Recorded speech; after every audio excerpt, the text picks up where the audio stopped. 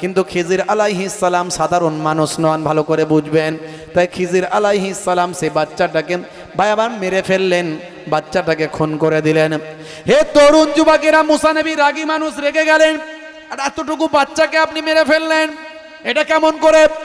ওই তো বলেছিলাম আপনি আমার সঙ্গে থাকতে পারবেন। বন্ধুরা শুনে রেখে দিন বাবা, এমন সময় দেখতে পাওয়া যায় হযরতে মুসা কালিমুল্লাহকে নিয়ে হযরতে খিজির আলাইহিস সালাম নদী পার হলেন। নদী পার হলেন একটা নৌকায় করে, নদী পার হয়ে ওপারে যাওয়ার পরে নৌকাটা ফুটো করে দিলেন, ছিদ্র করে দিলেন, নৌকাটা ছিদ্র করে দিলেন, ফুটো করে দিলেন। এমন সময় মুসা কালিমুল্লাহ রাগী মানুষ, রাগান্বিত হলেন, হয়ে বললেন, যে নৌকা করে আপনি চড়ে এপারে এলেন আমাদেরকে নিয়ে, সেই নৌকাটা আবার আপনি ফুটো কেন? আমার তরুণ যুবকেরা, আমার হে আমার মুরব্বিয়ানিরা, শুনে রেখে দিন বাবা, সেই আলপনা রেখাকে অনুসরণ করে ভাই আমার মাজমুআতুল বাহরাইন, ভাই আমার এই দুই সমুদ্রের সংযোগস্থল, সেখানে গিয়ে হাজির হলেন। সেখানে গিয়ে একজন আল্লাহর নেক বান্দাকে দেখতে পেলেন, আল্লাহর ইবাদতে তিনি মাশগুল আছেন। ইবাদত থেকে ফারেগ হওয়ার পরে হযরতে মুসা কালিমুল্লাহ তেনাকে সালাম দিলেন। সালাম দেওয়ার পরে তিনি জবাব দিলেন, দিয়ে বললেন, হে নবী মুসা কালিমুল্লাহ, বলে আপনি আমাকে কেমন করে চিনলেন, কেমন করে জানলেন আমি মুসা কালিমুল্লাহ? বলে আমার আল্লাহ সেটা জানিয়ে দিয়েছেন, আপনি আমার কাছে এসেছেন থাকার জন্য, কিন্তু মনে রাখবেন আপনি আমার সঙ্গে থাকতে পারবেন না। বলে আপনার কাছে থাকার জন্যই তো আল্লাহ পাঠিয়েছেন, আপনার কাছ থেকে কিছু জ্ঞান অর্জন করার জন্যই তো আল্লাহ পাঠিয়েছেন। মুসা কালিমুল্লাহকে হযরতে খিজির আলাইহিস সালাম বললেন, তবে শুনে রাখুন, যদি আমার সঙ্গে আপনি থাকেন আমার কাজ নিয়ে প্রশ্ন করা চলবে না। আমি যে কাজগুলো করব এই কাজ নিয়ে আপনি প্রশ্ন করতে পারবেন না। আমার কাছে যদি আপনি থাকতে চান, যদি আমার কাছে থেকে কিছু জানতে চান, বুঝতে চান, কিন্তু প্রশ্ন করলে হবে না, কেন করলাম, কি হলো, আপনি বুঝে নেবেন, আমি কি করছি সেগুলো বুঝে নেবেন।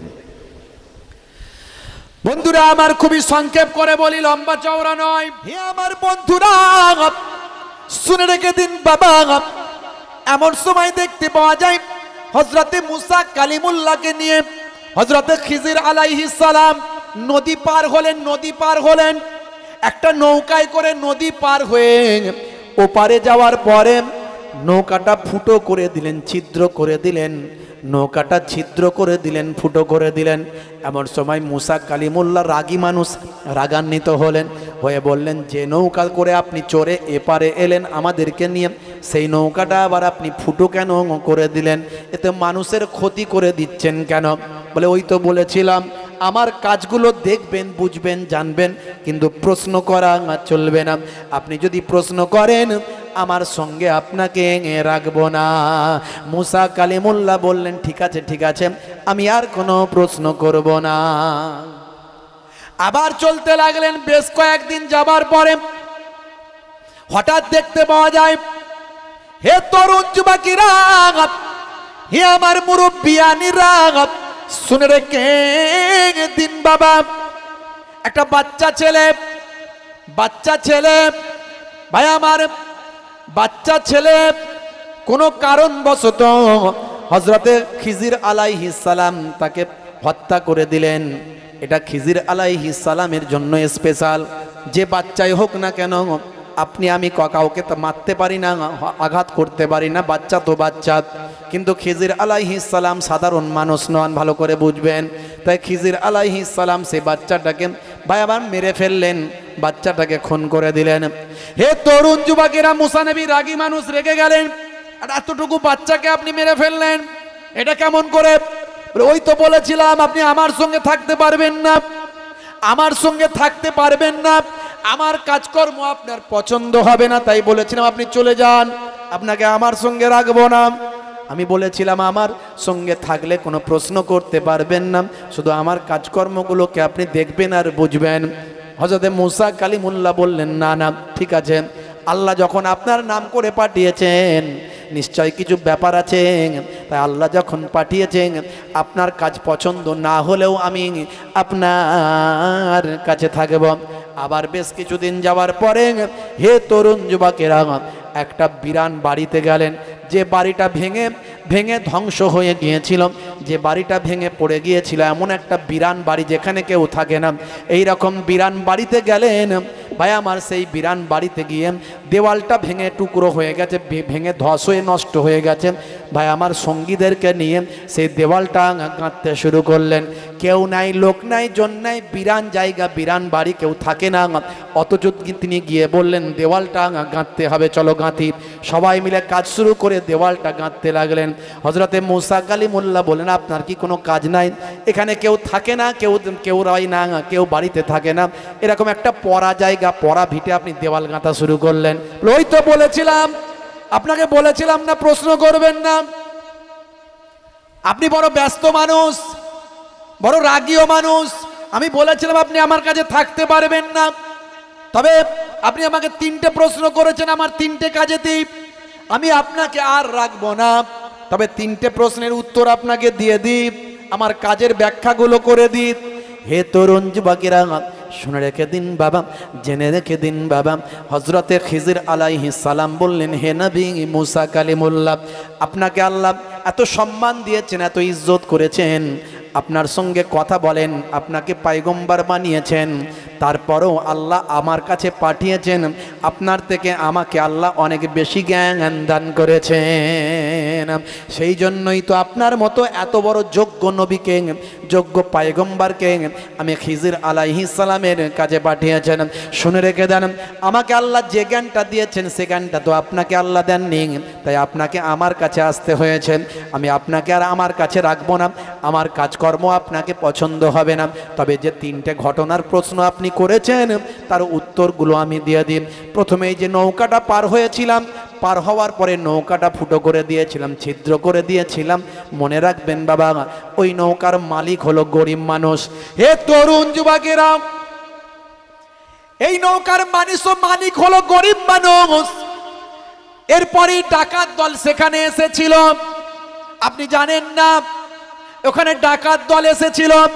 ওই ডাকাত দল এসে তারা নৌকা নিয়ে তারা চুরি করতে যাবে, চলে যাবে, কিন্তু এই ফুটোওয়ালা নৌকা পানিতে ডুবে আছে, এরকম নৌকা দেখে তারা আর এই নৌকাটা নিয়ে গেল না। হে আপনি জানেন না, আমার আল্লাহ আমাকে জানিয়েছেন, আমার আল্লাহ সে এলেম আমাকে জ্ঞান দান করেছেন, আমি সামান্য ফুটো করেছি যাতে করে ওই গরিব নৌকার মালিকটা তার নৌকাটাকে বেঁচে যায়, যাতে ডাকাতরা না নিয়ে পালাতে পারে। আবার ওই নৌকার সামান্য ফুটোটাকে ঠিক করলে সামান্য পয়সাতেই ঠিক হয়ে যাবে, যাতে নৌকাটা না তার চলে যায়। এরই জন্য আমার আল্লাহ সেই জ্ঞান, সে এলেম আমাকে দান করেছিলেন, সেই জ্ঞানেতে আমি বুঝতে পেরেছিলাম, আমি তাই সেই নৌকাটাকে ফুটো করে দিয়েছিলাম, যাতে করে ওই গরিবের সম্পদ না নষ্ট হয়। এটা হলো আমার প্রথম প্রশ্নের উত্তর। আপনার 2 নাম্বার প্রশ্নের উত্তর, কেন এই বাচ্চাটাকে আমি হত্যা করলাম, কেন এই বাচ্চাটাকে আমি দুনিয়া থেকে বিদায় করে দিলাম? কারণ এর বাবা হলো ভীষণ আল্লাহওয়ালা মানুষ। আমাকে আল্লাহ দেখিয়ে দিয়েছেন, জানিয়ে দিয়েছেন, বুঝিয়ে দিয়েছেন, সে জ্ঞান আল্লাহ আমাকে দিয়েছেন, আপনাকে দেননি। ওই বাচ্চার আব্বা মা হলো ভীষণ আল্লাহওয়ালা মানুষ, ভীষণ আল্লাহর নেক বান্দা, দরবেশ বান্দা, ওলি বান্দা।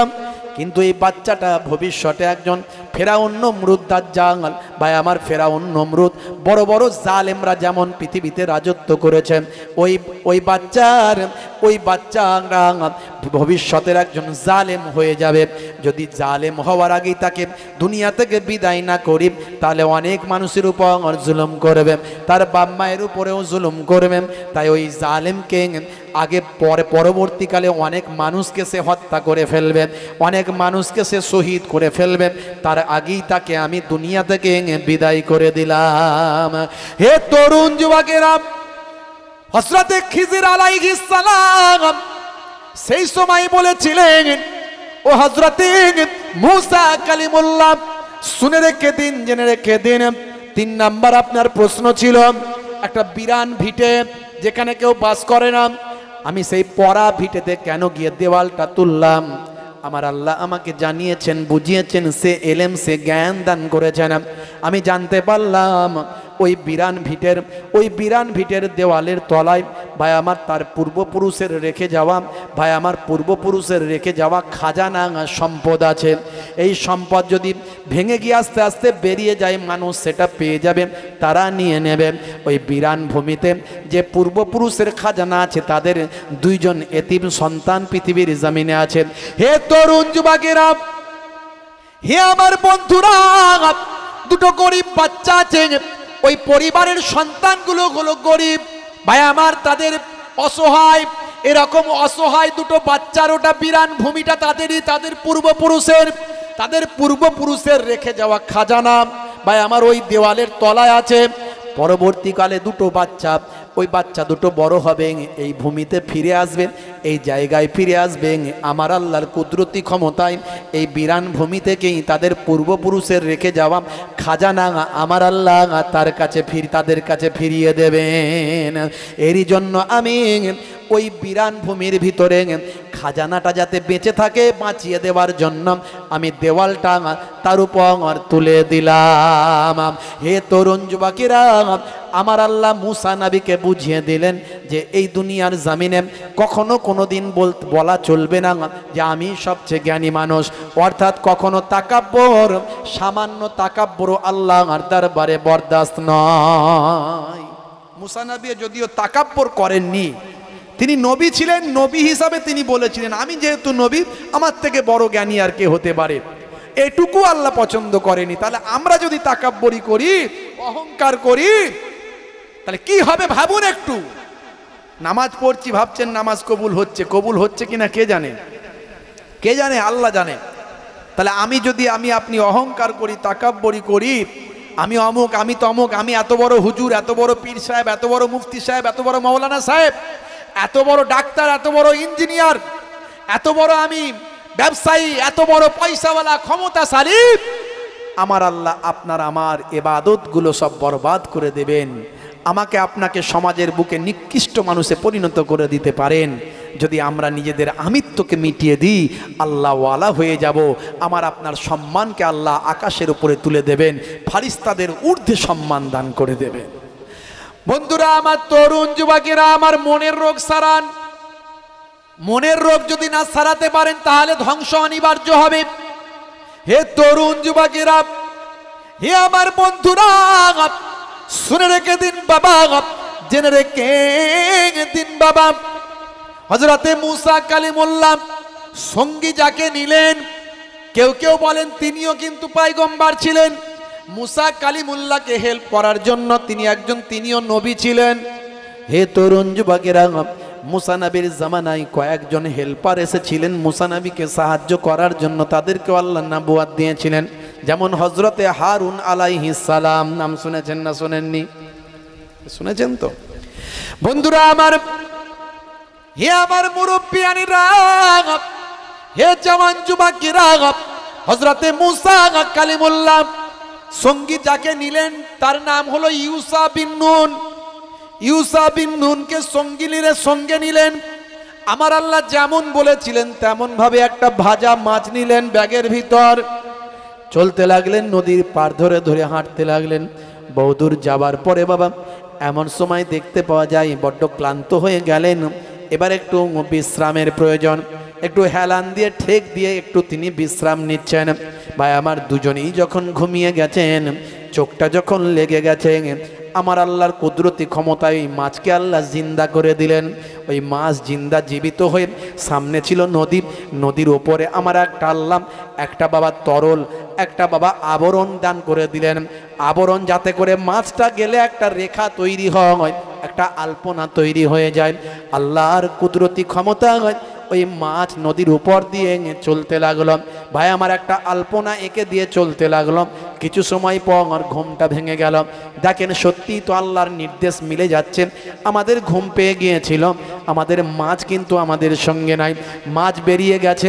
হে তরুণ যুবকেরা, হে আমার বন্ধুরা, নদীতে দেখতে পেলেন একটা আলপনা আঁকা। ওই আলপনা আঁকা সরল রেখা ধরে ধরে, ওই রেখা ধরে ধরে চলতে চলতে যে জায়গায় গিয়ে পৌঁছালেন সেটা হলো দুই সমুদ্রের মিলনস্থল। সেইখানে গিয়ে দেখেন, হে তরুণ যুবকেরা, হে আমার বন্ধুরা, শুনে রেখে দিন বাবা, সেই দুই সমুদ্রের মিলনস্থলে গিয়ে দেখেন একজন আল্লাহর নেক বান্দা আল্লাহর ইবাদতে মশগুল হয়ে আছে। জোরে হবে না, জোরে হবে না। আল্লাহকে ভয় করতে হবে, সবাই আল্লাহকে ভয় করে। এত বড় বড় মাহবুব বান্দা আল্লাহকে ভয় করে আল্লাহর ইবাদত করছেন, আল্লাহর নির্দেশ পালন করছেন। তোমার বুকে রাখো আল্লাহরই ভয়, আসবে না কোনো দিন কোনো পরাজয়, আসবে না কোনো দিন কোনো পরাজয়। বলুন না সুবহানাল্লাহ, জোরে হবে না। হারাম হালাল জেনে সরল সত্য মেনে, নিষিদ্ধ সব ছেড়ে উঠুক জীবন বেড়ে। হারাম হালাল জেনে সরল সত্য মেনে, নিষিদ্ধ সব ছেড়ে উঠুক জীবন বেড়ে। যাবে তুমি জান্নাতে, যাব ছিল স্বপ্ন তোমার, তোমার বুকে রাখো আল্লাহরই ভয়, আসবে না কোনো দিন কোনো পরাজয়, আসবে না কোনো দিন কোনো পরাজয়। বলুন না সুবহানাল্লাহ, জোরে হবে না। বন্ধুরা আমার, তরুণ যুবকেরা আমার, যদি আপনি আল্লাহর হয়ে যান আল্লাহ আপনার হয়ে যাবে। কেতাবের মধ্যে দেখতে পাওয়া যায় মাল্লাহুল মাওলা ফালাহুল কুল। বান্দা যখন আল্লাহর হয়ে যায়, কুল মাখলুকাত তার গোলাম হয়ে যায়। মান কানা লিল্লাহি কানা আল্লাহু লাহু, যে বান্দা আল্লাহর হয়ে যায় স্বয়ং আল্লাহ তার হয়ে যান। হে তরুণ যুবকেরা, হে আমার মুরব্বিয়ানেরা, শুনে রেখে দেন, যখন কোনো বিপদ আসে ভাইরা আমার, তরুণ যুবকেরা, যখন কোনো বিপদ আসে, যখন কোনো গজব আসে, আমরা সেটা গজব মনে করি, বিপদ মনে করি। তবে মনে রাখবেন, বেঈমানদের জন্য কোনো বিপদ আসলে সেটা হয় গজব। বেঈমানদের জন্য কোনো আল্লাহর পক্ষ থেকে কোনো যখন আঘাত আসে সেটা হলো গজব। আর যদি সেই আঘাতটা ইমানদারদের জন্য হয় সেটা হলো আল্লাহর রহমত। সেই রহমতের মাধ্যমে আমার আল্লাহ তাদের সম্মান ইজ্জতকে বাড়িয়ে দেন। বন্ধুরা আমার, তরুণ যুবকেরা আমার, আজকে ফিলিস্তিনের জমিনে তাকিয়ে দেখুন, প্রায় 36,000 মানুষ শহীদ হয়েছে। আপনি কি বলবেন গজব নাকি? না না না, আপনি এটা গজব বলতে পারবেন না। বন্ধুরা আমার, দুবাইয়ের বুকে বিশাল বন্যা হলো, আপনারা দেখেছেন ভাই আমার, 8,500 কোটি টাকা তাদের ধ্বংস হলো, বহু মানুষ মারা গেল। আপনি এটাকে কি বলবেন? দুবাইয়ের বুকে কে নামাজি ছিল না? দুবাইয়ের বুকে কে আল্লাহওয়ালা মানুষ ছিল না? ফিলিস্তিনের জমিনে এত মানুষ শহীদ হলো, তাদের মধ্যে কি নামাজি ছিল না? বড় বড় নামাজি, তাদের ইমানের তেজ আমাদের থেকে অনেক বেশি।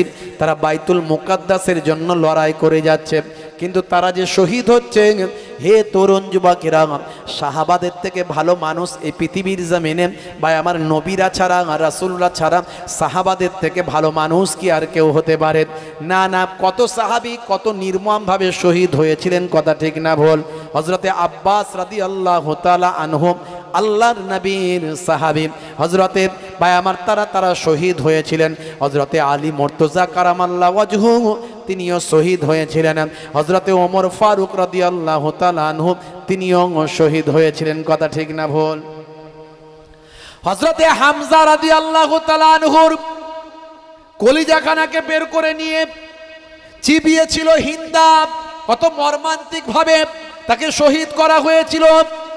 ভাইরা আমার, তরুণ যুবকেরা আমার, হে আমার মুরব্বিয়ানেরা, শুনে রেখে দিন বাবা, আল্লাহ তাদের উপর রাজি, রাদিয়াল্লাহু আনহু ওয়া রাদু আনহু, আল্লাহ তাদের উপর রাজি, তারাও রাজি। হে তরুণ যুবকেরা, কিন্তু আমার আল্লাহ তাদের পরীক্ষা নেন। বন্ধুরা আমার আল্লাহ তাই কোরআন মাজিদের মধ্যে জানিয়ে দেন, ইয়া আইয়ুহাল্লাযীনা আমানু, হে বিশ্বাসী বান্দারা, লা তুলহিকুম আমওয়ালুকুম ওয়ালা আওলাদুকুম আন যিকরিল্লাহ, তোমরা আল্লাহর ইবাদত ভুলে যেও না, আল্লাহর উপাসনা তোমরা ছেড়ে দিও না। তোমাদের মালমাতা সম্পদ, সন্তান সন্ততি সম্পদ মালমাতা পেয়ে, লা তুলহিকুম আমওয়ালুকুম ওয়ালা আওলাদুকুম আন যিকরিল্লাহ ওয়া মান ইয়াফআল যালিকা, ভাই আমার যদি তোমরা এটা করো তাহলে তোমরা, আমার আল্লাহ বললেন, ওয়া মান ইয়াফআল যালিকা ফাউলাইকা হুমুল খাসিরুন, তাহলে তোমরাই ক্ষতিগ্রস্ত হবে, ধ্বংসপ্রাপ্ত হবে। তোমরা দুনিয়ার সম্পদ মালমাতা, ছেলে মেয়ে, বিবি বাচ্চা, আওলাদ পেয়ে তোমরা আল্লাহকে যেন ভুলে না যাও। তবে মনে রাখবে তোমাদের মাঝে মাঝে পরীক্ষা করা হবে। ওয়ালা নাবলু আন্নাকুম বিশাইইম মিনাল খাউফি ওয়াল জু ওয়া নাকসিম মিনাল আমওয়ালি ওয়াল আনফুসি ওয়াস সামারাত ওয়া বাশশিরিস সাবিরিন। হে দুনিয়ার মানুষ, শুনে রেখে দাও, মাঝে মাঝে আল্লাহর পক্ষ থেকে তোমাদের জানমালের ক্ষতি দিয়ে, সম্পদের ক্ষতি দিয়ে, তোমাদেরকে ভয় ভীতি দেখিয়ে আমি আল্লাহ পরীক্ষা নিয়ে থাকি। ওয়ালা নাবলু আন্নাকুম বিশাইইম মিনাল খাউফি ওয়াল জু, কখনো ক্ষুধার কষ্ট দেওয়া হয়, কখনো ডর দেওয়া হয়, ভয় দেওয়া হয়, কখনো তোমাদের নাফসের ক্ষতি করে শরীরের ক্ষতি হয়, কখনো মালের ক্ষতি হয়, সম্পদের ক্ষতি হয়, আওলাদের ক্ষতি হয়। তার দ্বারাই তোমাদেরকে পরীক্ষা নেন কে? জোরে বলেন কে? আর জোরে বলেন কে? বাপ মারা গেলে সন্তান নারাজ হয়, হয়ে বলে আল্লাহ এত লোকের বাপ ছিল, কারো মরল না, আমারটাই মরল। বলে কি? বলে না, এত লোকের ফসল ছিল, কারো পোকা লেগে ধ্বংস হলো না, আমারটাই হলো। এত লোকের মা ছিল, কারোটা মরল না, আমারটাই নিয়ে নিলেন। এত লোকের বউ ছিল, কারোটা মরল না, আমারটা মরে গেল। এত লোকের স্বামী ছিল, কারোরটা গেল না, আমার স্বামী একটাই উপায়ে চলে গেল। হে তরুণ যুবকেরা, আসলে নিয়েছেন কে? জোরে বলেন কে? আমরা কার কাছ থেকে এসেছি? মনে করুন আপনার কাছ থেকে কেউ 500 টাকা পায়, যখন আপনাকে চেয়েছে, আপনি বলতে কি পারবেন যে দিতে মন যাই দেবো, না মন যাই দেবো না? এটা কি বলা উচিত হবে? জোরে বলেন, বলা কি উচিত হবে? আপনার কাছ থেকে 500 টাকা পাই, বলছে ভাই আমার 500 টাকাটা দাও, আপনি বলছেন দিতে মন যাই দেবো, না মন যাই না দেবো, বলা যাবে? জোরে বলেন, বলা যাবে? এটা বলা কখনো উচিত হবে না। আপনার কাছ থেকে 500 টাকা পায়, ইহুদিদের হাতে ক্ষমতা চলে যাবে, তারা তাদের মাসিহুদ দাজ্জালের জন্য অপেক্ষা করছে। তারা আমেরিকা থেকে 4খানা লাল গরু নিয়ে এসেছে, তারা একটা বিকৃত ধারণা তৈরি হয়েছে। তাদের যে কেতাবটা তারা নাম দিয়েছে তোরাত, আসলে ছিল সেটা তাওরাত। ভালো করে বুঝবেন, তাওরাতকে তারা বলে তোরাত, আরও অন্যান্য নাম দিয়েছে তারা। ভাইরা আমার, দাউদ নবীকে তারা বলে ডেভিড, মুসা নবীকে তারা বলে মোজেস, ঈসা নবীকে তারা বলে জিউস। হে তরুণ যুবকেরা, হজরতে আদম নবীকে তারা বলে অ্যাডাম, ইব্রাহিম নবীকে তারা বলে আব্রাহাম, মারিয়ামকে তারা বলে মারিয়াম আলাইহিস সালাতু ওয়াস সালামকে তারা বলে মারিম। হে তরুণ যুবকেরা, খালি নামগুলো চেঞ্জ, তারা বিকৃত করেছে আসমানি কেতাব। এই জন্য সমস্ত পূর্বের কেতাবগুলোকে আমাদের মানতে হবে। ইনজিল মানব, তাওরাত মানব, জাবুর মানব, 104খানা কেতাবকে মানব, কিন্তু অনুসরণ করব একটা কেতাব। কটা কেতাব অনুসরণ করতে হবে? একটা কেতাব। সেই কেতাবটার নাম হলো আল কোরআন। জোরে হবে না? জোরে হবে না? যদি আগুন লেগে ধ্বংস হয়ে যায়, ধ্বংস হয়ে যায় পৃথিবীর সব বইয়ের দোকান, তবু বিশ্ব থেকে হারাবে না পবিত্র কোরআন। জোরে হবে না? করবে কেমন করে কোরআন ধ্বংস আগুনের তেজ, করবে কেমন করে কোরআন ধ্বংস আগুনের তেজ। আছে বিশ্বে ভরা অগণিত কোরআনে হাফেজ, তারা ছাপি আসমানি গ্রন্থ, তারা ছাপিয়ে আসমানি গ্রন্থ, বাঁচাবে ইসলামের সম্মান,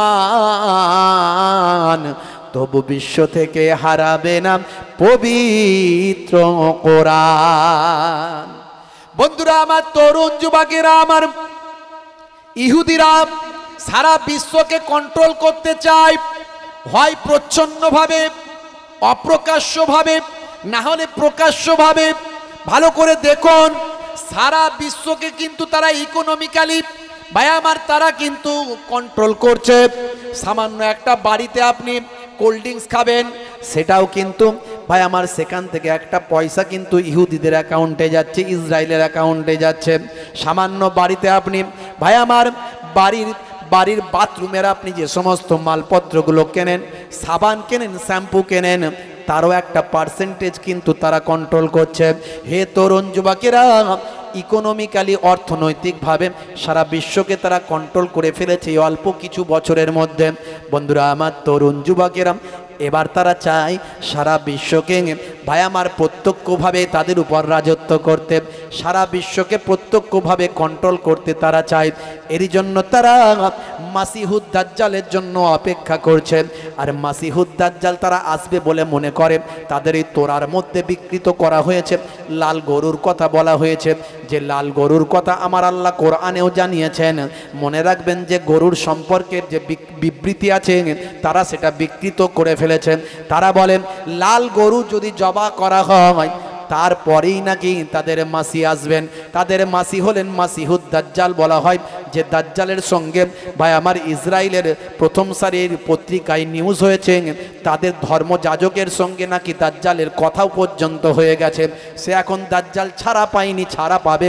এই ঘটনাগুলো ঘটলে থার্ড টেম্পল যদি তৈরি করা হয়, মসজিদে আকসা যদি ভেঙে দেওয়া হয়, হে তরুণ যুবকেরা, হে আমার মুরব্বিয়ানিরা, তুপ্পাতুস সাখরা, যে জায়গা থেকে আমার আপনার নবী মেরাজে গিয়েছিলেন, মেরাজে গিয়েছিলেন আপনারা জানেন। আমার আল্লাহ কোরআন মাজিদে বলেছেন, সুবহানাল্লাযী আসরা বিআবদিহি লাইলাম মিনাল মাসজিদিল হারাম ইলাল মাসজিদিল আকসা। আমার আল্লাহ বলেন, আমি মসজিদে হারাম থেকে মসজিদে আকসা পর্যন্ত রাতের বেলা আমার বন্ধু আমার পয়গম্বরকে আমি পৌঁছে দিলাম। হে তরুণ যুবকেরা, মেরাজটা হয়েছিল, এটা হয়েছিল বোরাকে চড়ে। বারকুন মানে হলো বিদ্যুৎ, বারকুন মানে হলো নূর, বারকুন মানে হলো আলো, বারকুন মানে হলো লাইট। আল্লাহর নবী লাইটে চেপে গিয়েছিলেন। ভালো করে ভাবুন, যারা বলে নবী আমাদের মতো মানুষ, ভাবুন তো দেখি লাইটের উপর কোনো মানুষ কখনো চাপতে পারে কিনা? নবী মানুষ কিন্তু আমাদের মতো নয়, নূরওয়ালা মানুষ। ভালো করে বুঝবেন, আমার নবী নূর ছিলেন, লাইট ছিলেন, তাই লাইটের উপরে নবী বসতে পেরেছিলেন। জোরে বলুন সুবহানাল্লাহ। কারণ বারকুন মানে হলো বিদ্যুৎ, যে বোরাক মানে অনেক অনেক বিদ্যুৎ।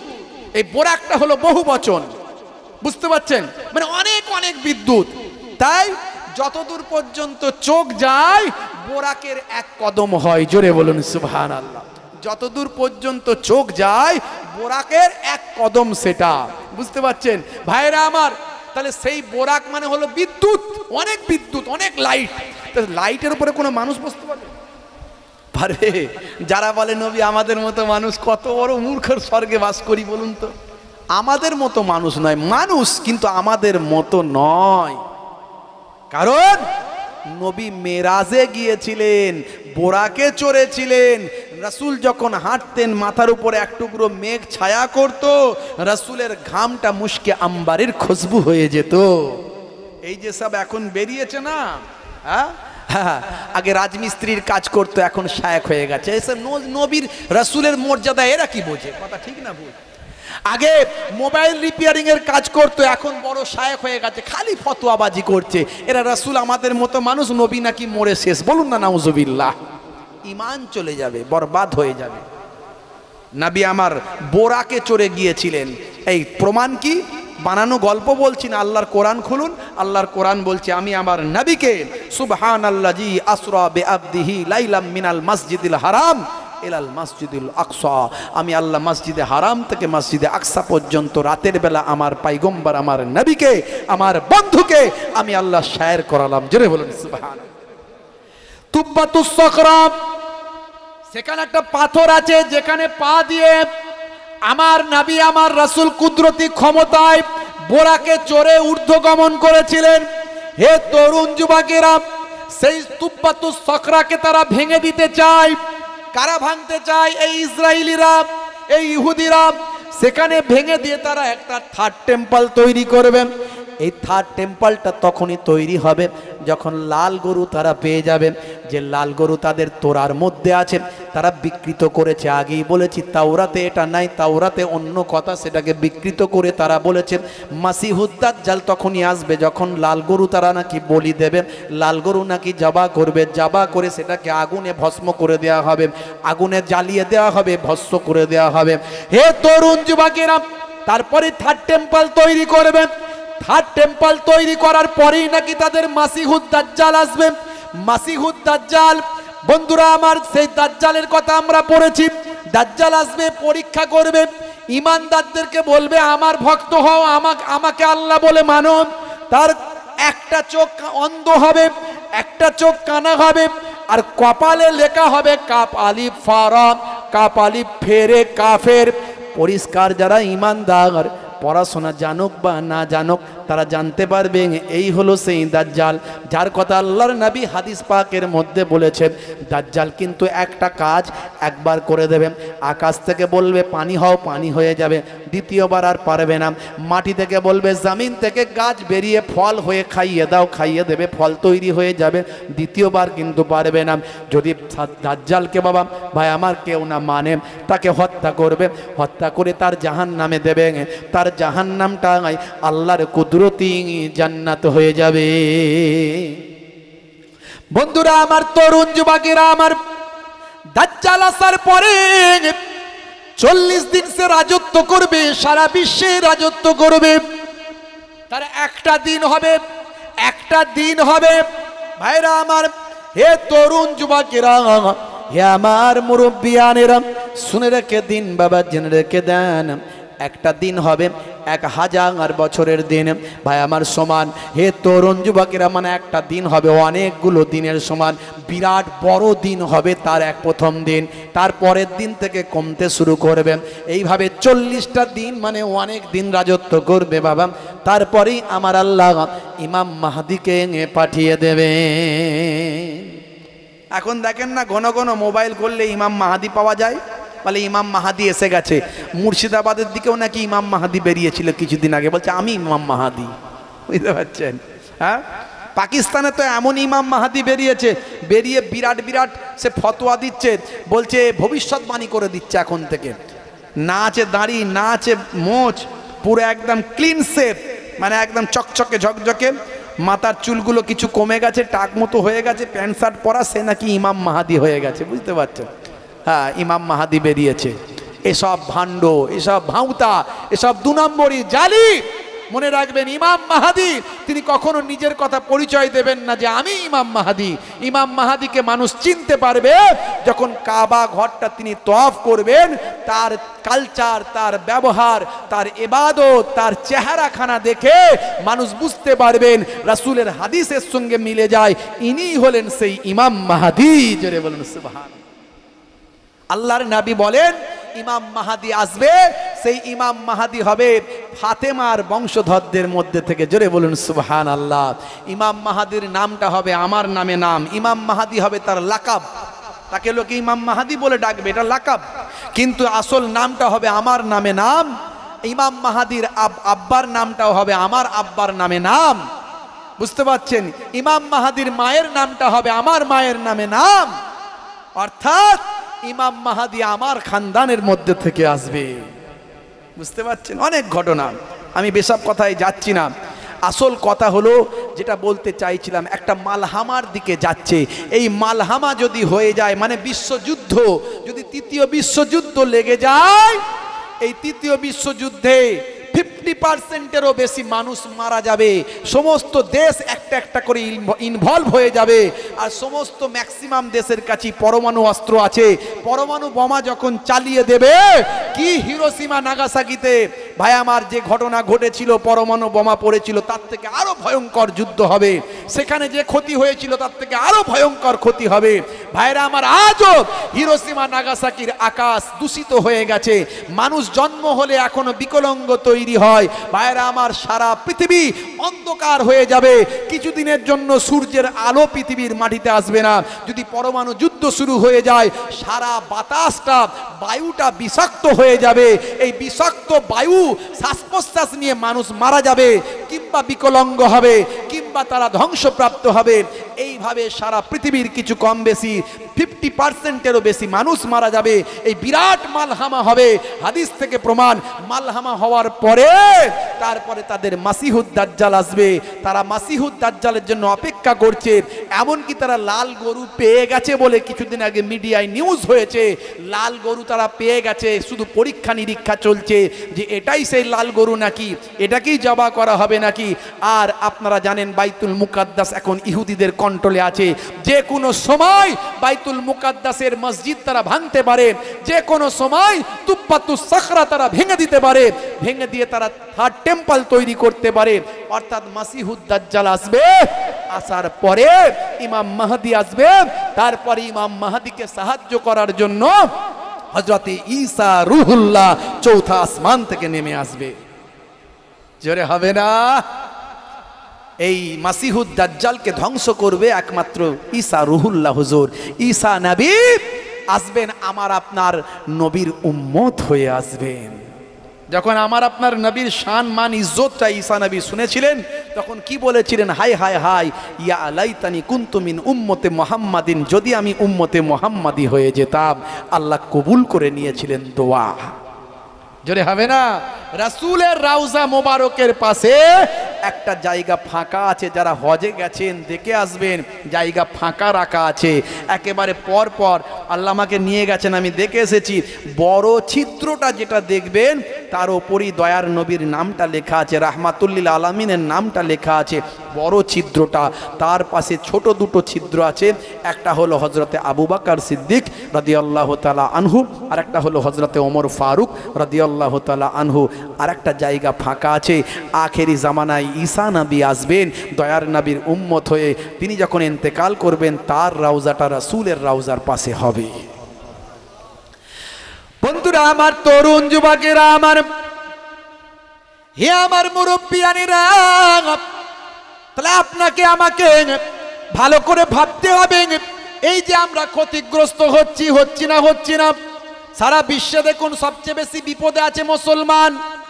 এই মালহামা হওয়ার আগে মুসলমানরা সারা বিশ্বে লাঞ্ছিত, বঞ্চিত, অপমানিত। সবচেয়ে বেশি মুসলমানরা আঘাতপ্রাপ্ত হবে শুরু হয়েছে না হয়নি? এটা কয়েক বছর আগে থেকে শুরু হয়ে গেছে। এতদিন পর্যন্ত মুসলমানেরা এত বিপদে ছিল না। এখন কিন্তু সারা বিশ্বে তাকিয়ে দেখুন, মুসলমানদের উপর সবচেয়ে বেশি বিপদ আসছে। কথা ঠিক না ভুল? হে তরুণ যুবকেরা, মুসলমান আমরা লাঞ্ছিত, বঞ্চিত, অপমানিত, অসম্মানিত হচ্ছি। তার কারণ আর একটা আছে, সেটা হলো আল্লাহ এবং রাসূলের সুন্নত আমরা ভুলে গেছি। যারা আল্লাহ এবং রাসূলের সুন্নত মেনে চলবে, আমার আল্লাহ তাদের কুদরতিভাবে ইজ্জত সম্মান বাড়িয়ে দেবে। এখন আমাদের যেটা কাজ, সেটা হলো 5 ওয়াক্ত নামাজটা পড়া, রাসূলের সুন্নতটা মেনে চলা। ভাই আমার, আল্লাহর হুকুমের পায়রাবি করা, হারাম খাদ্য থেকে দূরে থাকা, মিথ্যা, জেনা, ব্যভিচার ঘরে ঘরে ঢুকে গেছে, সেখান থেকে দূরে থাকা, আমাদেরকে তওবা করে আল্লাহর দরবারে ফিরে আসা, রাসূলের সুন্নতের তাবেদারি করে চলা, এগুলো হলো আমাদের এখন দায়িত্ব। হে তরুণ যুবকেরা, আর নিজের মধ্যে অহমিকা, তাকাব্বর করবেন না। আপনারা আমার হৃদয় কাল্পটা ঠিক করুন, কাল্পটা ঠিক করবেন। আল্লাহর নবী বলেন, আত্তাকওয়া হাহুনা। যার কাল্পটা ভালো, তাকওয়াটা এখানেই থাকে। যার কাল্পটা ভালো, হৃদয়টা ভালো, তার সারা শরীরটা ভালো। বন্ধুরা আমার, তরুণ যুবকেরা, যে কথা বলতে দিয়ে এত দূরে এলাম, তাহলে হযরতে মুসা কালিমুল্লাহ শুধু সামান্য একটু ভুল বলে ফেললেন। কি বললেন? বলে এই জামানায় সবচেয়ে বড় জ্ঞানী মানুষ আমি। এমন সময় আল্লাহ নারাজ হলেন। আমার আল্লাহ বললেন, যাও, তোমার থেকেও বড় বড় আরো বান্দা, আমার বড় ইবাদতকারী আছে, নাম হলো হযরতে খিজির আলাইহিস সালাম, তার কাছে গিয়ে কিছু শিক্ষা লাভ করো। আমার আল্লাহর নির্দেশ মেনে মুসা কালিমুল্লাহ তাহলে চলতে লাগলেন। সঙ্গে কে? সঙ্গে কাকে নিয়েছেন বলেন? নামটা বলেছি আগে, কি নাম জোরে বলেন। শুনছেন তো নাকি? এই শুনছেন তো নাকি? নাকি হুজুর যা বলছেন, ওই বাপরে হুজুর, ছোট হুজুরের নাতি পিননগর হুজুরের পোতা মোহেবুল্লাহ হুসাইনি এসেছিল, বাপরে বাপ, একদম ঝড়ের মতো পাতা উড়িয়ে দিয়ে বেরিয়ে গেল, একদম উড়ি সর্বনাশ। ভাই কি বললো একটু বল না। বলে ওই তো বললাম, ওই তো বললাম। বলে বল না ভাই কি বললো? বলে খোদার কসম কি বলেছে মনে নাই? কথা ঠিক না ভুল ভাই? একটু মনে আছে তো নাকি? সঙ্গে কে গেল? ইউসা বিন নুন, মনে আছে তো? জোরে হবে না? তাহলে আজ থেকে আমরা এত আলোচনার মধ্যে দিয়ে আমি যতটুকু বোঝানোর চেষ্টা করেছি, আপনাকে আমাকে নামাজ পড়তে হবে, রাসূলের সুন্নত মানতে হবে, একজন নেক মানুষ হতে হবে, ভালো মানুষ হতে হবে। আর আপনার আমার এই কলবটাকে, হৃদয়টাকে, আর তাকুয়া হা হোনা, এখানেই আছে তাকুয়া। এই যার অন্তর পরিষ্কার, হৃদয় পরিষ্কার, যার এখানে কোনো ময়লা নাই, তার সারা শরীরটা পবিত্র। মনে রাখবেন, এই পবিত্রতা আপনাকে আমাকে অর্জন করতে হবে। অনেকে বলে হুজুর নামাজ না পড়লেও আমার মন কিন্তু ভালো আছে, না নাই? এরকম বলার লোক আছে। ও সব ভণ্ডামি কথাবার্তা। নামাজ রোজা ইবাদত বাদ দিয়ে মন ভালো নিয়ে আল্লাহর দরবারে কিছু কাজ হবে না। ও দুনিয়াতে লোকে বলে ভালো মানুষ, কিন্তু আল্লাহর দরবারে হতে গেলে মন তো ভালো হতেই হবে, নামাজ রোজা করে মন ভালো হতে হবে, রাসূলের সুন্নতওয়ালা হয়ে মন ভালো হতে হবে। মূল কথা হলো রাসূলের দেখানো পথে চলতে হবে, ইবাদত বাদ দিয়ে নয়। আল্লাহ আপনাকে আমাকে ইবাদতের জন্যই পৃথিবীতে পাঠিয়েছেন, নামাজের জন্যই পৃথিবীতে পাঠিয়েছেন, রাসূলের সুন্নতের তাবেদারি করার জন্যই পৃথিবীতে পাঠিয়েছেন। এই জন্য আল্লাহ জানিয়ে দিয়েছেন, হে নবী বলে দিন, যে আমার রাসূলের ইতাআত গোলামিটা করলো, সে যেন আমি আল্লাহ আমার গোলামি করলো। মূল কথাটা আলোচনা করে দিলাম, খুব সংক্ষেপে উদাহরণ দিয়ে, কিছু ব্যাখ্যা দিয়ে আলোচনা করলাম, কিছু বিজ্ঞানের তথ্য দিয়ে আলোচনা করলাম। আল্লাহ রাব্বুল আলামিন আমাদের কবুল করেন। আজকে সওয়াব রেসানির মাহফিল আমার জনাব মোহতারাম আক্তার ভাই, ওনারা 6 ভাই, সবাইয়ের নাম আমি জানি না, খুব ভালো মানুষ, মন সাদা মানুষ। আল্লাহ রাব্বুল আলামিন আমার ভাইদেরকে সবাইকে নামাজি, ওনারা মানুষ কিন্তু আরও বেশি বেশি নামাজি বানিয়ে দেন। ওনার আম্মাজান তো অতুলনীয় মানুষ। এই জন্যে বলে বৃক্ষ তোমার ভাই আমার, ফল তোমার পরিচয় কিসের? ফল বলে বৃক্ষ দেখলে ফলের পরিচয় পাওয়া যায়। কথা ঠিক না ভুল? ফল দেখলে বৃক্ষের পরিচয় পাওয়া যায়। ভাই আমার ফলটা দেখলে বৃক্ষের পরিচয় পাওয়া যায়। এই ভাইদেরকে দেখে বুঝলাম, ওনার মায়ের সঙ্গে কথা হলো, অত্যন্ত জাইফ মানুষ, বয়স্কা মানুষ, অনেক বৃদ্ধা মানুষ, কিন্তু খুব আল্লাহওয়ালা মানুষ। ভাইরা আমার তো অনেক নামাজি পরেজগার মানুষ। তা আমাদের প্রত্যেককে আরও বেশি বেশি আল্লাহ যেন মাকবুল বান্দা হওয়ার তৌফিক দান করেন। আর প্রত্যেককে যেন আমরা যেন রাসূলের আদর্শ মেনে চলতে পারি, যেন রাসূলের আখলাক মেনে চলতে পারি, সুন্নত মেনে চলতে পারি, নিজেদের আমিত্ব, অহংকার, তাকাব্বরি, ঘৃণা, বিদ্বেষ এগুলো ত্যাগ করে আদর্শ মানুষ হতে পারি। আমরা যেন ইসলামের প্রচারকে মানুষের কাছে পৌঁছে দিতে পারি, ইসলামের সৌন্দর্য, ইসলামের ব্রাইটনেস, ইসলামের মাধুর্যতা মানুষের কাছে পৌঁছে দিতে পারি। তখনই পৌঁছাতে পারবেন যদি আপনি চরিত্রবান হন, আপনি নিজে নামাজি নন, আপনি নিজে সুন্নতওয়ালা নন, আপনার ব্যবহার প্রচণ্ড খারাপ, আপনার কথাবার্তা ভীষণ কর্কশ, আপনার দ্বারাই অন্য অমুসলিম হিন্দু ভাইয়েরা কি প্লিজড হবে, খ্রিস্টানেরা কি প্লিজড হবে, তখনই আপনার ব্যবহার দ্বারা প্লিজড হবে, তখনই আপনার আখলাক দ্বারা, চরিত্র দ্বারা প্লিজড হবে, যখন আপনি রাসূল আনার তারিকায় চলবেন। আমি এটা মানে অহংকার করে বলছি না, জাস্ট উদাহরণ দিয়ে। আমার স্কুলে ম্যাক্সিমাম টিচাররা, আপনারা জানেন যে একটা হাই সেকেন্ডারি স্কুলে শিক্ষকতা করি, 3বার টিআইসির দায়িত্ব সামলেছি, আবার পেরে উঠছি না বলে ছেড়ে দিয়ে আবার অ্যাসিস্ট্যান্ট টিচারের দায়িত্ব সামলাই, তো এখনও অ্যাসিস্ট্যান্ট টিচারের দায়িত্বে আছি। তো ভাইয়েরা আমার স্কুলের ম্যাক্সিমাম টিচাররা অমুসলিম হিন্দু ভাই, বুঝতে পারছেন? যদিও সংখ্যালঘু এলাকায় মুসলিম 90% মুসলিম ছাত্ররা সেখানে পড়াশোনা করে, কিন্তু অমুসলিম টিচার হিন্দু ভাইয়েরা সেখানে সব ম্যাক্সিমাম কয়েকজন আমরা মুসলিম টিচার। কিন্তু তারা আমার ব্যবহারে, আমার কথাবার্তায়, আমার চরিত্রে তারা এতটাই প্লিজড, তারা আমাকে উঁচু চেয়ারে বসতে দেয়, অনেক সম্মান করে। কেন করে?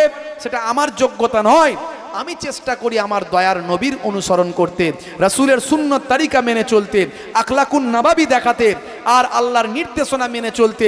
এতেই আমার সম্মান বাড়ে। আপনিও করে দেখুন। এটা কোনো অহংকার করে আমি বলছি না, তাকাব্বরি করে বলছি না, এটা জ্ঞানের জন্য, শিক্ষার জন্য, জানার জন্য বলছি। আপনি যে সেক্টরে থাকেন না কেন, সেই সেক্টরে আপনি নামাজ পড়ুন, রাসূলের সুন্নত মেনে চলুন, মিথ্যা থেকে দূরে থাকুন, অহংকার থেকে দূরে থাকুন, মানুষকে ভালোবাসুন, সম্মান করুন, সকলকে সম্মান করুন। আপনি আপনার পোলাইট ব্যবহার দেখান, আপনার মুখ সর্বদা মিষ্ট রাখুন, আপনি হাসি মুখে কথা বলুন, মানুষের হৃদয়টা জয় করার চেষ্টা করুন। দেখবেন আপনি যেটা করছেন আল্লাহও খুশি হবেন, নবীও খুশি হবেন, সাধারণ মানুষ আপনাকে স্যালুট করতে বাধ্য হবে। এটুকুই আমার আলোচনা দীর্ঘায়িত করব না। যেটুকু আল্লাহ আমাকে বলালেন, বেশি বেশি আল্লাহ যেন আমাকে আমল করার তৌফিক দান করেন, আল্লাহ সকলকে আমল করার তৌফিক দান করেন, বলুন আল্লাহুম্মা আমিন। আমার মোহতারাম জনাব আক্তার আলী ভাইয়ের আব্বাজান সহ আত্মীয় স্বজন, ময় মুরব্বী যারা দুনিয়া ছেড়ে বিদায় নিয়েছেন, তাদের মাগফিরাতের জন্য আজকের এই পাক মাহফিল। আমরা সকলে দোয়া চাইব। তার সঙ্গে সঙ্গে ইসলাম সংকীর্ণ নয়, ইসলাম অনেক ব্রড, অনেক মহান, অনেক বড়। আমরা যারা এখানে হাজিরা দিয়েছি, এই সঙ্গে সঙ্গে আমাদেরও প্রত্যেকের বাপকুল, মাকুল, শ্বশুরকুল, শাশুড়িকুলে আজকের এই পাক মাহফিল থেকে আমরা দোয়ার মাধ্যমে তাদের কাছে সওয়াব পৌঁছাবো। তারা নিশ্চয় ফারিস্তারা তাদের রুহে মাগফিরাত দান করতে, সওয়াব পৌঁছে দেবে। আমার আল্লাহ তাদের রুহের মাগফিরাত দান করে দেবেন। জোরে বলুন সুবহানাল্লাহ। প্রত্যেকে 3 বার সূরা ফাতিহা, আলহামদুলিল্লাহ শরীফ, 3 বার সূরা ইখলাস, কুল হুয়াল্লাহ শরীফ, 3 বার দরুদ শরীফ পাক তেলাওয়াত করেন। আখেরি মোনাজাত করা হবে। কিয়াম সালাম হয়ে গেছে, এখন একটু দোয়া হবে। প্যাকেট ঢুকে গেলেই হবে। সবাইকে যারা দাঁড়িয়ে আছে তাদেরকে তিরপলে বসে যেতে বলছি, তিরপল বিছিয়ে দেন। আর যেভাবে বসে আছে লাইন টাইম করতে হবে না, ওই কোলে কোলে শুধু সামনাসামনি বসিয়ে দেবে। যারা খেদমতের দায়িত্বে আছেন তারা তাবারকগুলো নিয়ে